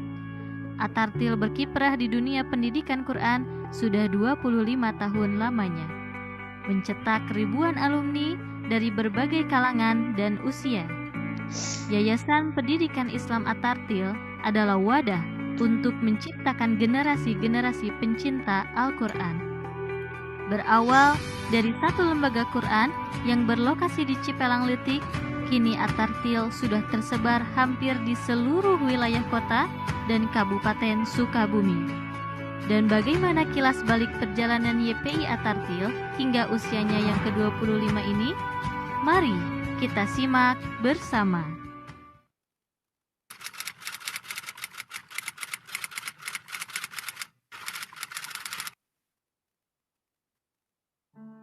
Pada tahun 1996 di kota Sukabumi, tepatnya di daerah Cipelang Letik, Lembaga Tahfiz Quran mulai berdiri. Di sebuah masjid yang bernama Masjid Nurul Rahman, seluruh santri mulai belajar Al-Quran bersama Ustadz Irfan Abu Hawariyah. Disinilah sejarah At-Tartil bermula. Berawal dari 10 santri, tahun demi tahun, santri At-Tartil kian bertambah, dan target santri yang belajar pun semakin beragam, mulai dari usia dini hingga usia dewasa. Atas kebaikan Bapak Haji berpindah lokasi ke daerah Karamat. Selain lembaga tahfiz Quran, pada tahun 2011, At-Tartil sudah memiliki pondok Quran, yaitu Khadijah Center, yang pada awalnya berlokasi di Cibatu Cisaat, dan sekarang berlokasi di Jalan Surya Kencana, Kota Sukabumi. Khadijah Center berawal dari 12 santri dan saat ini 50 santri dan sudah mencetak banyak alumni penghafal Al-Quran. Lembaga Tahfiz Quran pun mulai membuka unit-unit baru, yaitu LTQ Unit Jalur yang berlokasi di Masjid Raudatul Irfan Jalur Cibolang, Kabupaten Sukabumi. Di tahun 2015, YPI At-Tartil mulai mengembangkan lembaganya kepada ranah pendidikan formal, yaitu TK ITQ At-Tartil yang berlokasi di Jalan Karamat. Siswanya kian tahun kian bertambah dan alhamdulillah TK ITQ At-Tartil mendapat banyak kepercayaan dari wali siswa sehingga menjadi sekolah favorit dengan jumlah siswa terbanyak di kota Sukabumi saat ini. Berlanjut ke jenjang usia selanjutnya. Di tahun 2017 mulai dibuka lembaga tingkat sekolah dasar. Alhamdulillah disambut antusias oleh wali siswa, terutama bagi siswa yang sebelumnya bersekolah di TK ITQ At-Tartil.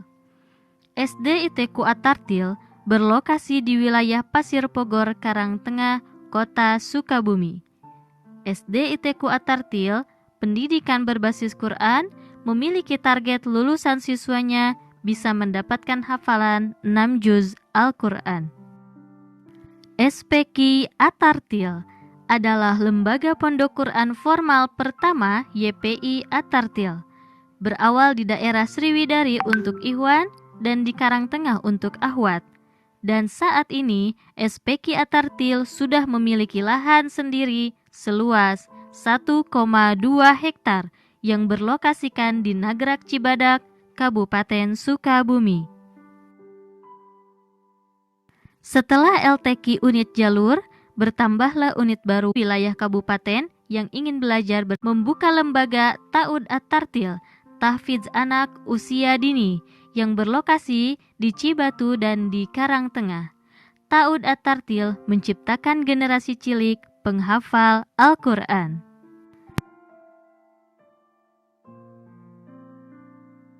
Yang berlokasi sama dengan Ta'ud At-Tartil Cibatu, dengan pembelajaran non-formal, santri-santrinya bisa belajar 1-3 kali setiap pekannya.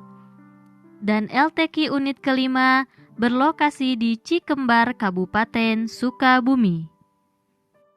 Pada tahun 2020, YPI At-Tartil mulai mendirikan Lembaga Akademi Guru Quran yang santrinya berusia 18-25 tahun, yang bertujuan untuk mencetak guru-guru Quran yang profesional sesuai dengan tuntunan dan syariat Islam.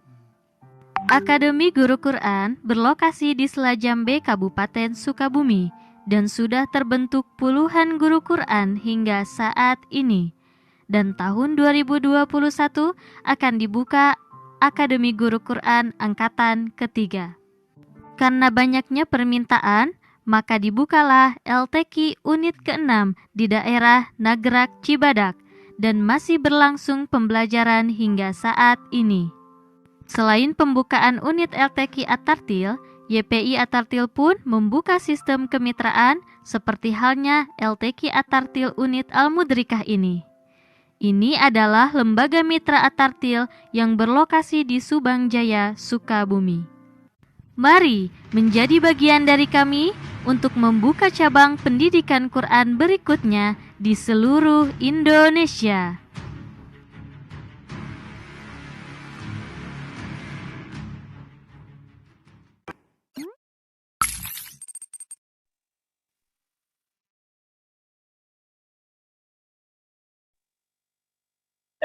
Masya Allah, jazakallah khair pada admin 1 ya dari At-Tartil. Saya pernah bacakan terkait pertanyaannya gitu ya. Dari teman-teman yang banyak ini pertanyaan akan saya pilih. Yang pertama adalah Bismillah Ustaz, izin bertanya. Bagaimana pendapat Ustaz? Ada salah satu teman anak gitu ya, penghafal Quran yang cepat menghafalnya dan pasti menghafalkan ayat-ayat Al-Quran gitu ya, tapi maksudnya tetap jalan gitu ya. Bagaimana menurut pendapat Ustaz? Syukran jazakallah. Bismillahirrahmanirrahim.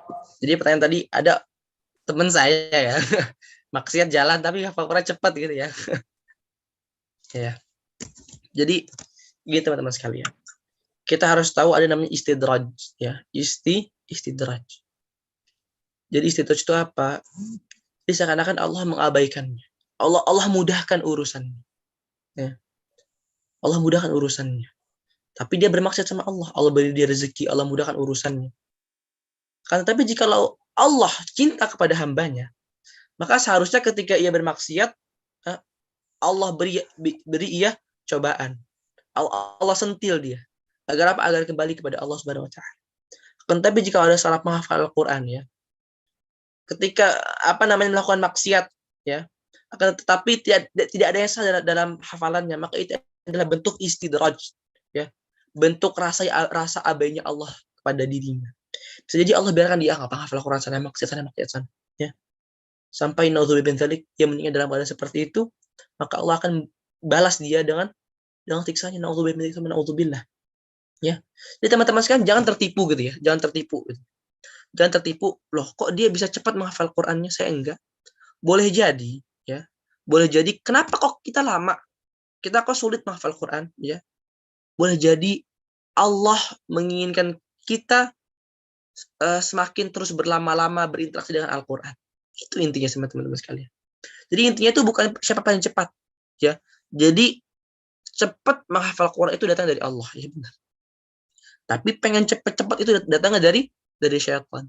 Jadi intinya dalam menghafal Quran itu bukan siapa yang cepat, bukan itu intinya. Tapi intinya kita mendapatkan ridho Allah Subhanahu wa taala, itu inti. Maka saya bilang tadi Imam Hafiz ya, pakar ilmu qiraat, dia menghafal Quran berapa tahun? 20 tahun. Rasulullah SAW menghafal Quran berapa tahun? 22 tahun lebih, ya kan? Rasulullah SAW. Begitu pula dengan para sahabat-sahabat yang lain. Maka jika ada orang menghafal Quran kok cepat, jadi itu istidraj dari Allah Subhanahu wa taala. Kita santai aja. Seharusnya kita jangan fokus terhadap capaian-capaian kita, enggak. Tapi kita fokus terhadap semakin banyak kita berinteraksi dengan Al-Qur'an. Itu intinya sebenarnya teman-teman sekalian. Bagaimana kita mendapatkan ridho dari Allah Subhanahu wa taala. Jadi kalau ada orang dia hafal Quran 30 juz sampai maksiat, biarin aja. Itu bentuk istidraj saja dari Allah Subhanahu wa taala, ya.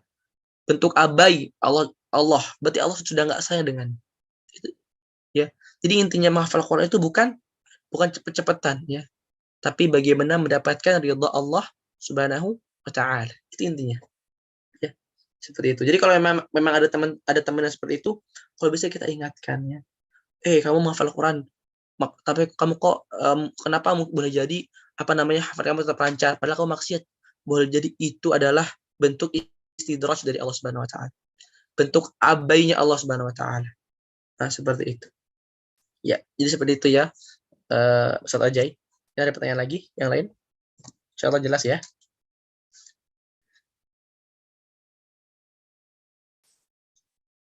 Suara di mute nih, nggak ada suaranya.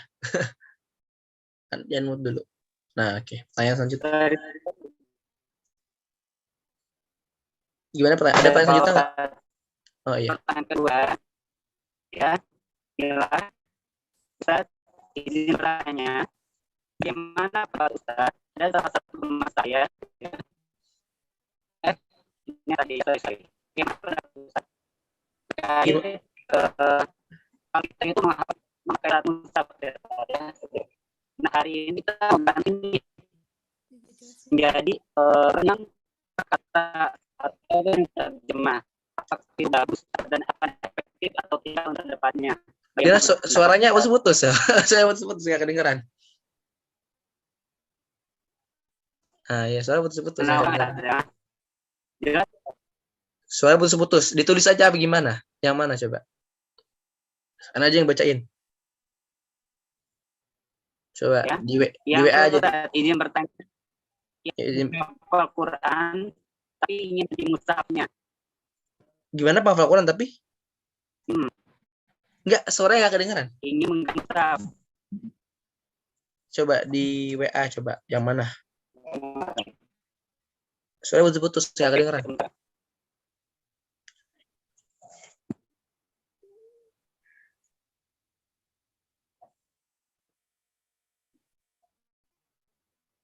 Yang ini bukan yang kalau menghafal Quran itu harus memakai satu mushaf, nggak boleh ganti-ganti itu bukan? Oh iya. Di sini bertanya, ada yang mengatakan kalau menghafal Quran itu harus memakai satu mushaf, nggak boleh ganti-ganti. Tapi jika ingin mengganti mushaf yang di dalamnya ada terjemahan per kalimat, apakah boleh? Apakah akan efektif dalam menghafal ke depannya? Syukran. Ya teman-teman sekalian, memang benar ya. Dalam menghafal Quran ini baiknya ya, jangan ganti-ganti mushaf. Kenapa? Karena nanti akan sulit lagi. Jadi gambaran otak kita tuh nanti akan berubah lagi seperti itu ya. Nah, tapi jika lo mengatakan mengganti mushaf dengan terjemahan, apakah efektif untuk menghafal ke depannya? Insya Allah menurut saya efektif ya. Mungkin di awal-awal akan sulit ya, karena akan beradaptasi dalam menghafal Quran, beradaptasi dengan mushaf yang baru ya. Tapi menurut saya ke depannya itu akan efektif ya. Kenapa? Karena menghafal Quran dengan makna, dengan arti itu akan menunjang sekali, mendukung sekali ya. Jadi itu salah satu cara mengamalkan Al-Quran itu seperti itu. Jadi kita paham apa yang kita baca itu paham ya. Enggak cuma kita baca mantra-mantra itu kan. Kadang orang baca Quran kayak baca mantra-mantra, enggak paham apa yang dia baca. Gimana mau mengamalkan? Makanya enggak heran kenapa sekarang banyak penghafal Al-Quran ya. Kok amalnya tidak berbanding lurus dengan apa yang dia baca. Boleh jadi ini dia tidak paham apa yang dia baca. Dia tidak paham apa yang dia hafal. Nah, seperti itu. Jadi memang apakah efektif? Menurut saya ya, ini pandangan saya loh ya. Pandangan saya efektif insya Allah. Untuk kedepannya, mungkin di awal-awal akan sulit karena akan beradaptasi dengan mushaf yang baru seperti itu. Tapi insya Allah akan efektif ya. Karena menurut saya udah coba beberapa teknik begini. Tapi menurut saya yang paling pas menurut saya itu adalah dengan menghafal Quran dengan maknanya. Seperti itu. Aja ya. Pertanyaan lagi next. Cek masuk enggak suaranya? Ya, masuk dikit. Ya, yang ketiga, bismillah Ustadz, izin bertanya, apakah ada metode yang baik untuk menghafal Al-Quran sekaligus hafalan nomor ayatnya? Oh, sama nomor ayat. Ya, sama nomor ayat. Ya, dan saya gini teman-teman sekalian ya. Jadi menurut saya, begini seperti Ustaz lihat ya, ayat 5, begini, 6, 7, 8. Baris ini, baris segini, sekian. Menurut saya itu nggak penting. Beneran. Nggak penting menurut saya. Nggak penting hafal Quran dengan ayat. Menurut saya ya. Nggak terlalu penting. Menurut saya. Karena gunanya apa? Allah nggak menyuruh kita menghafal dengan nomor, Allah nggak menyuruh kita. Ya kan?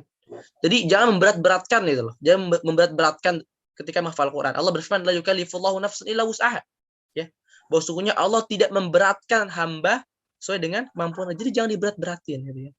Menghafal Quran dengan nomor, dengan ayat, baris, macam-macam itu menurut saya nggak perlulah seperti hal semacam itu. Cukup menghafal Quran 30 juz sudah. Jadi Allah cuma suruh kita menghafal Quran 30 juz ya. Dengan baik dan benar, bacaan baik dan benar. Lalu mentadaburi, lalu mengamalkannya gitu ya. Jadi percuma nggak usah cari-cari hafal Quran dengan ayat-ayat seperti itu. Menurut saya itu nggak terlalu penting ya. Seperti itu. Jadi Kalau metode khusus ya tadi sudah saya beberkan ya. Jadi intinya dalam hafal Quran itu bukan tekniknya sebenarnya menurut saya ya. Tapi bagaimana tadi 4 hal poin tadi. Kita benar, bertakwa sama Allah ya, jauhi maksiat, keempat, terus tadi banyak berdoa sama Allah ya. Adapun yang tadi saya detailkan itu berdasarkan pengalaman saya saja. Menghafal Quran dengan intinya menghafal Quran itu mengulang ya. Maka para imam terdahulu seperti Imam Bukhari ditanya bagaimana rahasia dalam menghafal Quran, banyakin mengulang. Itu intinya, banyakin mengulang. Itu intinya. Jadi menghafal Quran itu bukan masalah otak cerdas begini teknik begini enggak. Banyakin aja ngulang ya. Sama tadi saya tambahkan dengan maknanya ya agar bisa paham apa yang kita baca, juga bisa bisa menunjang begitu. Contoh bisa tadi yang saya beberkan kan. Jadi ketika kita menghafal Quran, kita lupa, tapi kita ingat maknanya. Maka seketika itu pula memori hafalan kita pun ikut muncul seperti itu. Misal contoh ketika kita baca surat Yusuf, kok kita baca kok kisahnya nggak nyambung gitu, nggak nyambung kisahnya, nggak akan mungkin nyambung. Tapi kita ingat kisahnya seperti ini Nabi Yusuf ketika dilempar di sumur, setelah itu baru kisahnya begini. Jadi nyambung nih. Itu akan menunjang itu. Nah, begitu. Jadi menghafal Quran tadi sudah saya beberkan ya. Dengan banyak mengulang ditambah dengan maknanya. Itu soal poin pentingnya. Nah, seperti itu ya. Ya, saja seperti itu. Next. Lagi ya, ada lagi dari satu pesantren kita dari Atil. Ya. Oh iya. Kalau lagi ikut satu pesantren. Masya Allah. Nah, pertanyaannya seperti ini. Manfaat mengulang hafalan dalam sholat, apakah salah satu cara untuk memenang hafalan ya? Lalu lanjut lagi, bagaimana sih agar kita tuh bisa menangkal itu dengan kuat dalam kita gitu? Karena kita tuh terpari gitu, Al-Quran ada dalam kita. Terakhir dengan sholat terus dengan sholat apakah bisa memungkinkan ya hafalan kita? Terus yang kedua, bagaimana cara menanamkan Al-Quran itu agar tumbuh cinta gitu ya, dalam jiwa dan hati kita? Bagaimana mungkin kita membaca? Jadi memang saya lupa tadi salah satu cara itu memang mengulang Al-Quran dengan salat ya, seperti Allah bilang dalam surat Al-Muzammil, ya Al-Muzammil qumil laila illa qalila nisfahu aw yanqus minhu qalila aw zid 'alaihi wa rattilil Qur'ana tartila. Jadi ini mengisyaratkan bahwa sungguhnya wahai orang yang berselimut ya, bangun kamu salat tahajud, bangun kamu salat malam ya, bacalah Al-Qur'an ya. Waratil Qur'an inna sanuqi 'alaika qawlan tsaqila inna nasyi'atal laili hiya ashaddu wata'aw wa aqwa muqila. Ini dia. Inna nasyi'atal laili hiya ashaddu wata'aw wa aqwa muqila. Jadi kata Allah Taala, sungguhnya bacaan ya di pada malam itu lebih berkesan. Ya. Itu penting. Jadi memang ini salah satu tadi saya luput ya. Salah satu agar bisa memutihkan hafalan adalah dengan membacanya di surat malam. Ya, seperti membacanya di surat malam. Karena ketika tahajud itu adalah waktu yang Allah berkahi. Kata Rasulullah SAW, sungguhnya waktu subuh adalah waktu yang Allah berkahi. Dan Allah juga berfirman dalam surat Al-Isra, inna Qur'an fi saya lupa itu. Astagfirullahalazim. Jadi intinya sesungguhnya Al-Qur'an pada malam hari pada subuh itu masyhudah, disaksikan seperti itu. Jadi artinya ketika membaca Al-Qur'an pada malam hari itu memang lebih berkesan ya, lebih menguatkan hafalan ya, lebih bisa melembutkan hati. Nah, seperti itu pertama. Yang kedua, bagaimana cara tadi agar Al-Quran bisa tertanam kuat dalam hati kita. Ya, tadi sudah saya jelaskan yang pertama tadi ya. Tadi saya beberkan panjang itu.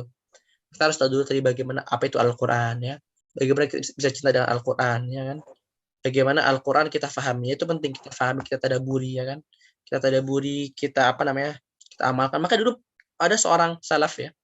Terdahulu beliau itu dari malam ya sampai pagi itu cuma baca satu ayat, diulang-ulang terus ya, dibaca ayat ini diulang terus dari malam ya, dari ba'da isya sampai subuh diulang-ulang terus satu ayat ini. Agar apa? Agar berkesan di hati.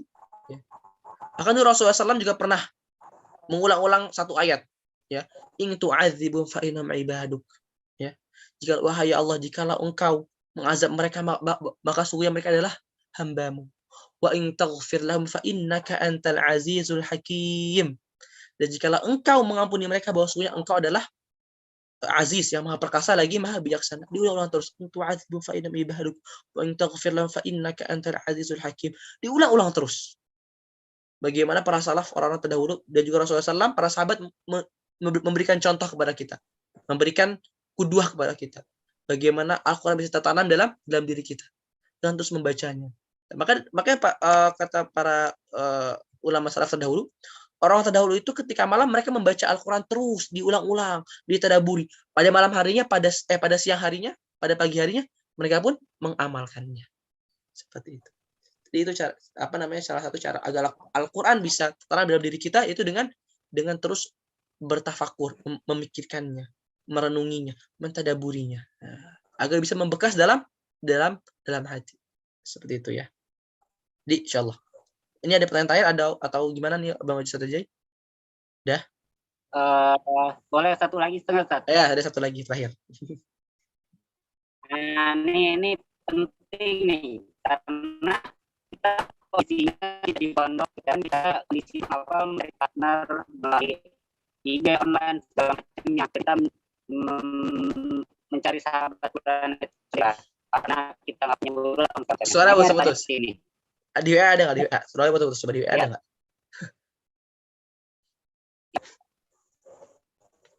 Coba di WA ada nggak? Suara putus-putus suaranya.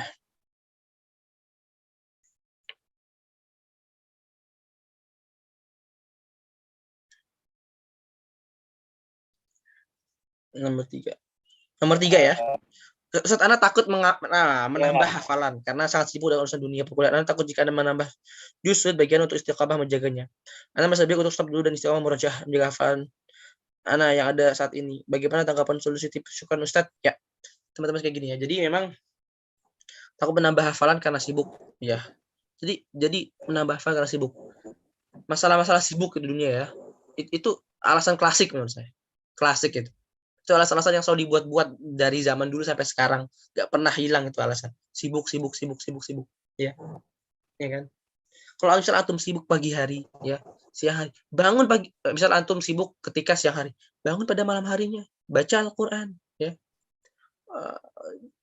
Jika antum sibuk pada sore hari, pada malam hari bisa antum korban untuk menghafal Al-Quran, gitu kan ya. Dan jika lo memang takut ya pengennya murajaah aja, ya itu nggak ada masalah, nggak berdosa juga sih, nggak masalah. Karena menghafal Quran ini fardu kifayah ya. Artinya jika lo sebagian muslim sudah mengerjakannya, bahkan sebagian lain nggak perlu gitu ya.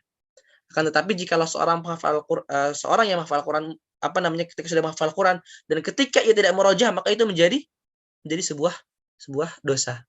Nah, dia memang sebenarnya nggak masalah, nggak dosa. Tapi saran saya ya, insya Allah makanya berdoa sama Allah Subhanahu Wa Taala agar Allah mudahkan keberkahan. Ini sebenarnya bukan masalah waktu. Utsman bin Affan beliau bisa menghatamkan satu Al-Quran dalam semalam. Ini adalah keberkahan waktu, ya. Jadi sebenarnya ini masalah keberkahan, bukan masalah waktu. Jadi makanya minta sama Allah agar Allah mudahkan untuk menghafal Al-Quran. Jadi intinya menurut saya dicoba dulu, ya, dicoba dulu. Korbankan waktu untuk Al-Quran. Kalau memang sibuk kuliah, sibuk ini, korbankan waktu untuk Al-Quran. Saya tahu ya, dulu saya memang santai, tapi saya sekarang juga ada kesibukan lain. Tapi kita memang sudah harus bisa mengorbankan waktu kita, mengorbankan kesungguhan kita, ya, untuk Al-Quran. Itu intinya, ya. Jadi menurut saya sibuk itu masalah klasik. Dicoba dulu, usahakan dulu. Kita memang harus berkorban. Dan yang terakhir, minta doa sama Allah agar Allah mudahkan, agar Allah berkahi waktunya. Nah, jadi seperti itu. Jadi insya Allah ini tips dari saya. Baik. Syukran jazilan atas keikutsertaannya teman-teman sekalian, sahabat Al-Quran. Teman-teman sekalian, maka saya wasiatkan kepada teman-teman sekalian untuk terus beristiqamah dan berinteraksi dengan Al-Quran. Dan teman-teman sekalian, yang paling penting adalah dengan beramal dengan Al-Quran. Kita harus bisa mencerminkan akhlak para penghafal Quran.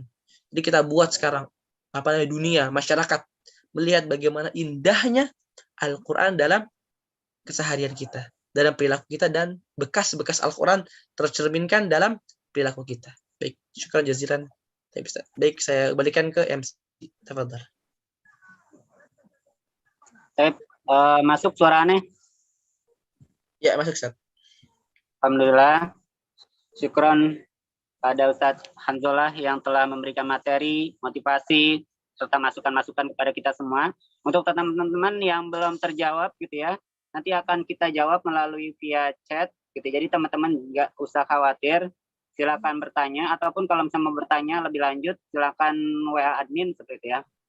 Dan kita sama-sama Anas simpulkan yang pertama gitu ya, rahasianya adalah menghafal Quran, satu, niat karena Allah. Yang kedua, bertakwa kepada Allah, melakukan banyak amal solih. Yang ketiga, menjauhi maksiat, sering beristighfar. Dan keempat adalah banyak berdoa kepada Allah untuk meminta kemudahan. Lalu cara menghafal Ustadz Hanzolah gimana gitu ya? Yang pertama, kenal apa yang kita harus kenal dulu nih apa yang kita ingin hafal seperti itu. Jadi baca maknanya terlebih dahulu. Yang kedua, baca secara pelan-pelan, dan kalau bisa dengerin cara murotal gitu. Jadi kita tahu nih mana gunanya, ada gunanya segala macamnya seperti itu. Yang ketiga, yaitu dengan cara mengulang-ulang terus. Yang keempat, memahami maknanya ketika kita membaca atau menghafalnya. Dan terakhir adalah memurojaah, gitu ya. Lakukan murojaah di mana aja, di dalam sholat maupun di dalam kegiatan-kegiatan kita, gitu ya. Gitu. Karena menghafal Quran itu adalah jatuh cinta yang aja, gitu ya teman-teman. Kita akhiri dengan hamdalah. Alhamdulillahirrabbilalamin. Syukran, seperti itu.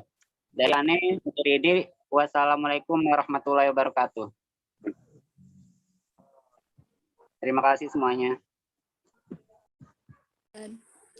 Waalaikumsalam warahmatullahi wabarakatuh. Waalaikumsalam warahmatullahi wabarakatuh.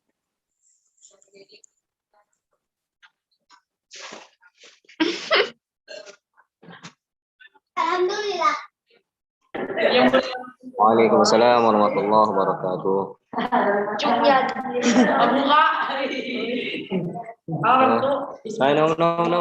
No.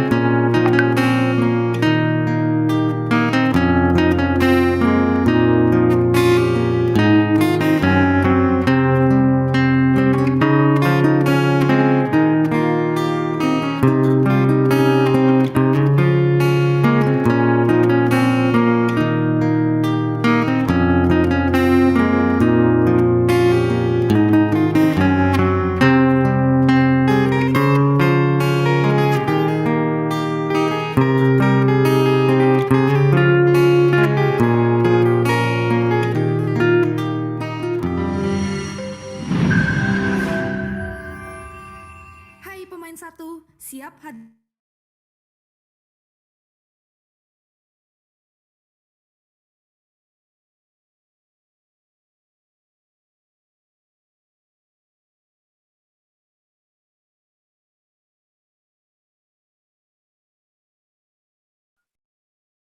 Ini udah kan ya?